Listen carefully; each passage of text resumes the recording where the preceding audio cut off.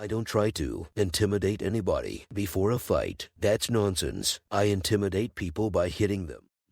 I'm in trouble because I'm normal and slightly arrogant. A lot of people don't like themselves, and I happen to be totally in love with myself. Real freedom is having nothing. I was freer when I didn't have a cent. Fighting is not physical. Fighting is spiritual. It's the determination and the will in the guy. A man who was friendly with everyone was an enemy to himself.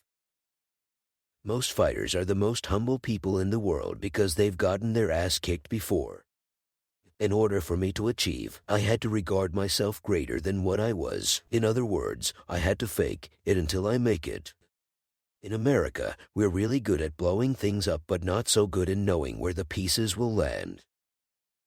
I'm in trouble because I'm normal and slightly arrogant. A lot of people don't like themselves, and I happen to be totally in love with myself. If you don't do it for passion and love, the emotional outcome will be disastrous. Fear is the greatest obstacle to learning.